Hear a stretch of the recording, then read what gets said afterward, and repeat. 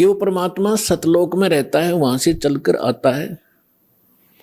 अच्छी आत्माओं को, जो दृढ़ भक्त होते हैं, उनको मिलते हैं तो क्या करते हैं?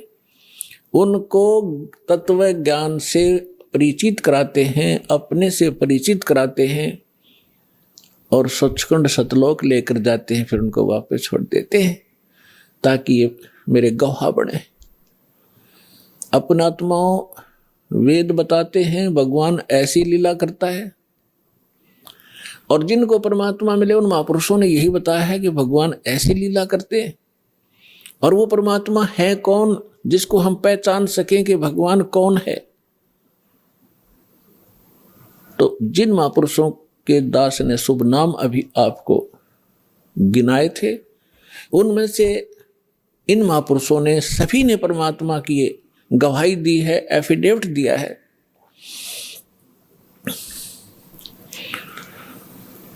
आदरणीय धर्मदास साहिब जी ने यही कहा है,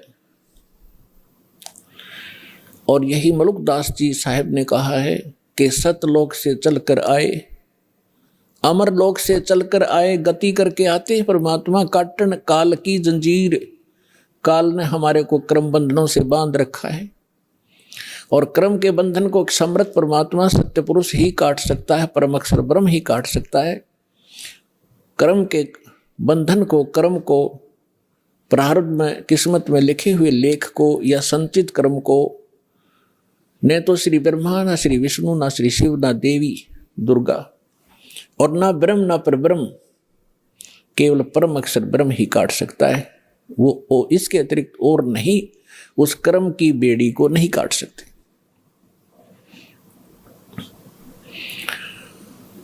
तो सभी महापुरुषों ने बताया है। अजब नगर में ले गए, गरीबदास जी कहते हैं अजब नगर में ले गए। नगर, नगर का अर्थ क्या है? क्या प्रकाश प्रकाश होता है? सब जानते हैं नगर में क्या होता है। वहां सारे महल होते हैं, मनुष्य होते हैं, बाजार होते हैं, सब कुछ होता है। अजब नगर में ले गए हमको सतगुरु आने।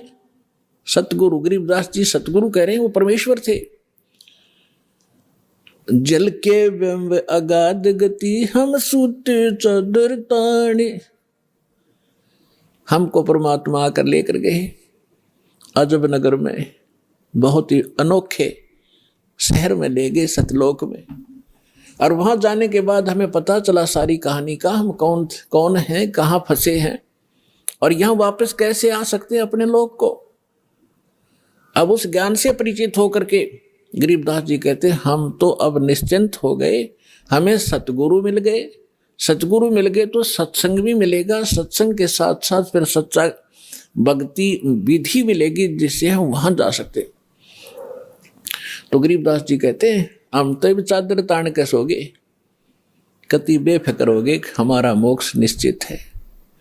तो पुण्यात्माओं, आज जो सतलोक आश्रम बरवाला माँ के इस दास से जो दीक्षित होते जा रहे हैं, वो चादर तान के सो जाना, आपका मोक्ष निश्चित है।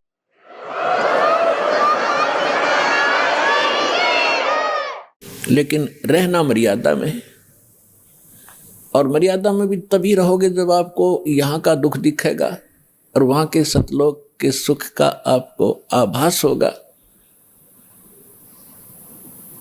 और फिर धीरे धीरे कैसा समाज बनेगा, या माया की जो दौड़ है या आग लगी हर एक के अंतःकरण में, या शांत होएगी।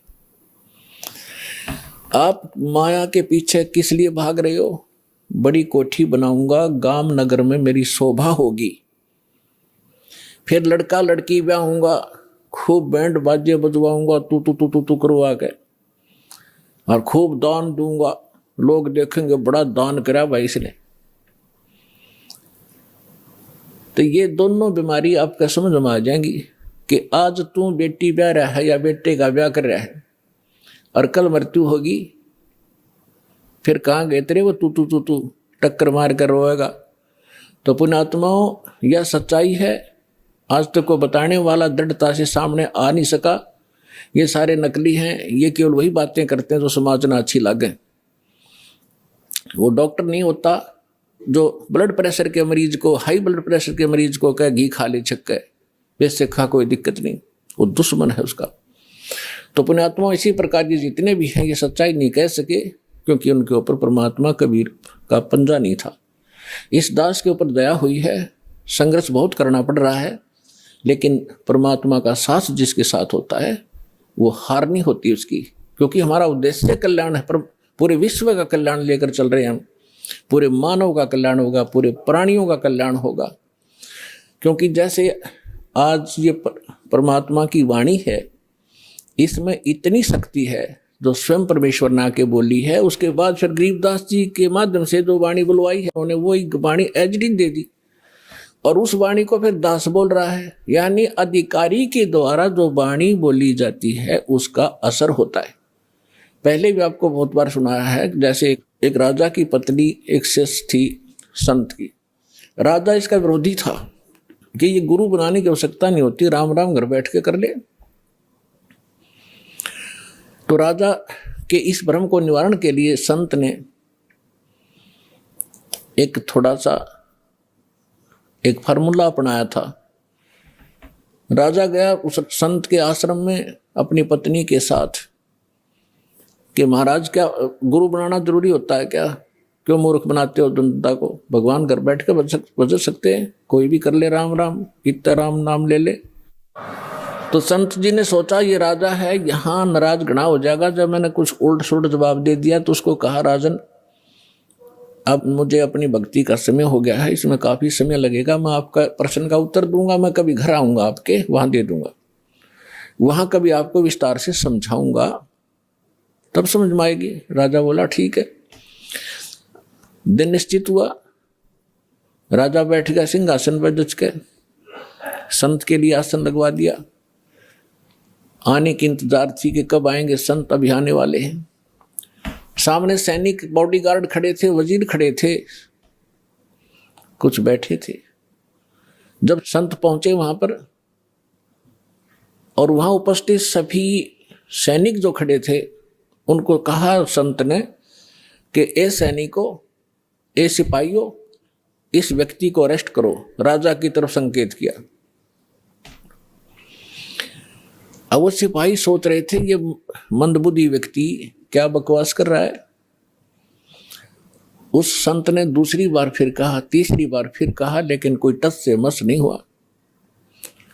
राजा ने सोचा इसका दिमाग खराब हो गया इस संत का, ये मेरा राज हथियाना चाहता है। राजा ने कहा कि इसको अरेस्ट करो, सैनिकों को। यही शब्द उसने बोले, यही वो संत बोल रहा था। राजा के कहते ही उस संत को 4-5 सिपाहियों ने आके जकड़ दिया। अगले आदेश की इंतजार थी, अब इसका करें क्या। तब संत ने कहा कि हे राजन, तुम घर आए व्यक्ति का ये ऐसा ही सलूक करते हो क्या? राजा ने कहा कि आप क्या कर रहे थे? कि मैं आपके प्रश्न का उत्तर दे रहा था कि आपका प्रश्न ये था, क्या घर हम खुद भक्ति नहीं कर सकते? गुरु की क्या आवश्यकता है? राजा ने कहा ये खाक उत्तर दिया तेने। बकवास करने लग गया कि नहीं सुनो जानते, मुझे छुड़वाओ पहले। राजा ने कहा छोड़ दो, ने छोड़ दिए। कि जिस प्रकार जो शब्द मैंने बोला कि राजा इसको अरेस्ट करो, ये टस से मस नहीं हुए आपके सैनिक, और आपने वही शब्द एक बार कहा था, मुझे 4 ने पकड़ लिया आकर के। तो आपके वचन में शक्ति है, आपके बोलते ही ये क्रियावान हो गए, और वो शक्ति जो आप वाली है वो राजनीति वाली मेरे पास नहीं है। मेरे पास शक्ति है अध्यात्म की। ठीक इसी प्रकार जो वचन मैं बोलूंगा, परमात्मा की शक्ति सब पर कार्यवान हो जाएगी, और आप कहते रहना उसका कोई असर नहीं होगा। इसी से आप समझ लेना।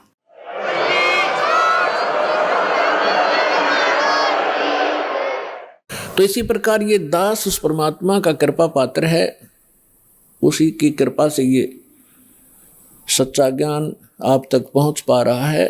तो उस परमात्मा का आदेश और फिर इस दास के मुख से आगे चलेगा, ये सर्व प्राणियों का कल्याण करेगा।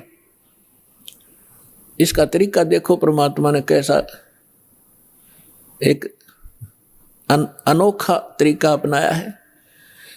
कैसे चिप बनवा दी, मेमोरी कार्ड जिसको कहते हो, टेलीविजन प्रोजेक्टर बनवाए, इंटरनेट, वेबसाइट, यूट्यूब बनवा दी। अब जो घनी अच्छी आत्माएं होती है पूर्व जन्म, वैसे तो घनी अच्छी आत्मा है वही तो मनुष्य जीवन प्राप्त कर रही है, उनसे भी अच्छी आत्माएं वो भगवान के लिए भटक रही है, और उनसे भी वो अच्छी आत्मा है जो सतगुरु और सत्संग और सतनाम प्राप्त कर रही है। तो आप जो सतलोक आश्रम बरवाला जिला हिसार हरियाणा में आ रहे हो, ये तीसरे नंबर की सर्वश्रेष्ठ आत्माएं हो जो आपको शीघ्र से परमात्मा का ये मार्ग ठीक मिल गया। तो जो अन्य भी हैं उनके लिए परमात्मा ने ये तरीका अपनाया है सर्व प्राणियों के कल्याणार्थ।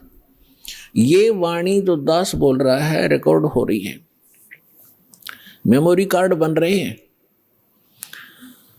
टीवी पर चल रहे हैं, आप घर पर चलाते हो, पशु पक्षी भी होते हैं, चींटियां भी होती हैं, मच्छर माखी भी होती है, उन सब के ऊपर ये वाणी अपना प्रभाव करेगी।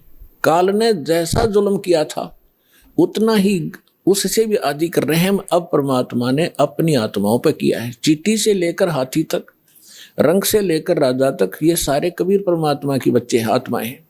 इस काल ने हमारा उलिया बिगाड़ दिया, हमारी दुर्गति कर दी, कुत्ते गधे सूर बनाकर हमें क्या डंगा खिला रहा है, और हम क्या खाते थे सतलोक में, कैसे रहते थे, कैसा सुख था वहां पर। अब आप तो भूल भाल गए, हम सब भूल भाल गए, भगवान ना के फिर जगाए, यथार्थ ज्ञान को बताया। उससे पहले काल ने परमात्मा और सतलोक का नाम लेकर, कबीर जी का नाम लेकर के, और फिर और दूना ज्ञान फैलवा दिया। तो ये सभी उस परमेश्वर की आत्माएं हैं, उनके लिए परमात्मा ने ये समय फिक्स कर दिया था कि चौथा युग जब कलयुग आई तब हम अपना अंश पठाई। काल फंद छूटे नरलोई, सकल सृष्टि परवानी खोई, घर घर देखो बोध विचारा, सत नाम सब ठोर उचारा। कलयुग बीते 5500 पाचा, जब ये वचन मेरा होगा साचा, कलयुग बीत जावे जब एता। परमात्मा ने कहा है कि सर्व प्राणी, सकल सभी प्राणी परम पुरुष पद चेता, परम पुरुष यानी परम अक्षर ब्रह्म पूर्ण परमात्मा के पद, पद यहां दो का बोधक है। एक तो गीता अध्याय नंबर 15 के श्लोक नंबर 4 में कहा कि अर्जुन, तत्वदर्शी संत की प्राप्ति के उपरांत तत्व ज्ञान रूपी शस्त्र से इस ज्ञान को काटकर उसके पश्चात परमेश्वर के उस परम पद की खोज करनी चाहिए, जहां जाने के बाद साधक लौटकर फिर संसार में कभी नहीं आते, यानी पूर्ण मोक्ष प्राप्त करते हैं। गीता अध्याय नंबर 18 के श्लोक नंबर 62 में कहा कि अर्जुन, तू सर्वभाव से उस परमेश्वर की शरण में जा, उसी परमेश्वर की कृपा से तुम परम शांति को और सनातन परम धाम, सनातन शाश्वत स्थान, उस स्थान को, उस परम पद को प्राप्त होगा। और यहां दूसरा पद का अर्थ है पद्धति। पद्धति माने परमात्मा के पाने की यथार्थ विधि, वो ज्ञान। तो परमात्मा कहते हैं कि कलयुग बीत जावे जब एता, 5505 कलयुग जब बीत लेगा, उसके पश्चात पूरे सभी सकल सृष्टि, सारे प्राणी परमेश्वर के उस परम पद के चेता होंगे। चेता माने जानकार, ज्ञाता। और सतनाम सब ठोर उचारा। आज तक सतनाम ये बक क्या करते थे, न कख नहीं पता सतनाम है क्या चीज। सतनाम 2 अक्षर का मंत्र है, जिसमें एक ओम है, एक तत् है। ये मूल मंत्र है जो दास आपको देता है। जैसे इन कमलों में बैठे जितने भी देवता हैं, ये अधिकारी हैं यहाँ के। तो हम अपने लोग को तभी जा सकते हैं जब हम यहाँ सब के नो डू सर्टिफिकेट ले लेंगे, क्लियरेंस मिलेगी। हम इनके ऋणी हैं, तभी हम यहाँ बांध रखे इन्होंने। तो प्रथम जो मंत्र आपको दिया जाता है 7 नाम का है। ये पहले 5 नाम का शुरू किया था परमेश्वर ने, धीरे धीरे आने वालों ने वो खत्म कर दिए, वो वैसे और नाम सेलेक्ट कर लिए हैं। तो ये मूल मंत्र है। ये प्रथम मंत्र भी मूल मंत्र है, और सतनाम भी मूल मंत्र है और सार नाम ये मूल मंत्र है।